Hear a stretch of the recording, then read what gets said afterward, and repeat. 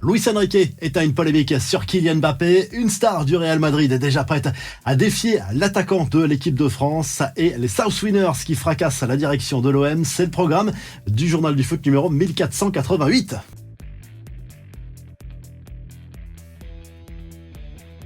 Vous le savez, les réseaux sociaux se sont enflammés à propos d'une éventuelle insulte lâchée par Kylian Mbappé lors du Classico face à l'OM au moment de sa sortie du terrain. Pour les mauvaises langues, elle était directement adressée à Luis Enrique. C'est complètement faux selon le coach parisien qui hallucine face à cette polémique. Il parle de mensonges, d'inventions pour mettre la pagaille au PSG à l'approche d'échéances capitales. Je suis très content de tous les joueurs, Kylian Mbappé inclus. J'adorerais que cela se termine bien pour le PSG et de façon merveilleuse aussi pour Kylian. Il s'est toujours comporté d'une manière spectaculaire et il continue de le faire, a lâché Luis Enrique devant les médias. Les infos en bref, le festival de CR7, Cristiano Ronaldo, 39 ans, continue de gonfler ses stats en Arabie Saoudite avec Al Nasser. Le Portugais est impliqué sur 5 des 8 buts de son équipe sur la pelouse d'Aba en Saudi Pro League. À la clé, un triplé et 2 passes décisives en moins de 45 minutes.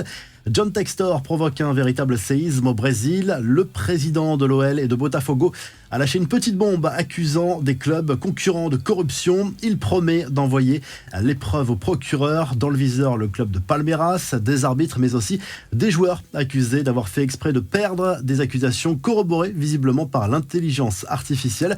Le Barça tente un coup de poker pour conserver Xavi. Selon la presse espagnole, Joan Laporta aurait promis à son coach de lui offrir Erling Haaland, mais plutôt en 2025. Le technicien Blaugrana, lui, reste sur sa ligne. Il devrait quitter le club en fin de saison. Rodrigo, prêt à mettre Kylian Mbappé sur le banc. Selon la presse espagnole, le Brésilien n'a pas l'intention de quitter le Real Madrid cet été. Si l'attaquant français débarque dans la capitale espagnole, au contraire, il aurait l'intention de se battre pour garder sa place aux côtés de Vinicius. Enfin, le communiqué cinglant des South Winners, le groupe de supporters de l'OM qui est sorti du silence pour répondre aux critiques après le tifo controversé en l'honneur de l'humoriste Redouane Bougueraba en marge du Classico au MPSG. Les South Winners qui taclent notamment la réaction du club face à cette polémique.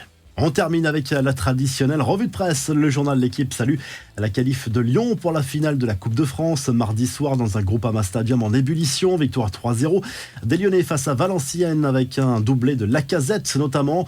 L'autre demi-finale, c'est ce soir entre le PSG et Rennes au Parc des Princes. En Espagne, le Mundo Deportivo se penche sur la méthode de Luis Enrique au PSG. Après un certain scepticisme en début de saison, le coach espagnol impose finalement son style à Paris et il est en train de changer les choses en profondeur selon le quotidien catalan. Et en Italie, le Corriere dello Sport salue la victoire de la Juve en demi-finale aller de la Coupe d'Italie contre la Lazio Rome 2-0. Deuxième demi-finale ce mercredi soir entre la Fiorentina et l'Atalanta. Si le journal du foot vous a plu, n'oubliez pas de liker et de vous abonner et on se retrouve rapidement pour un nouveau journal du foot.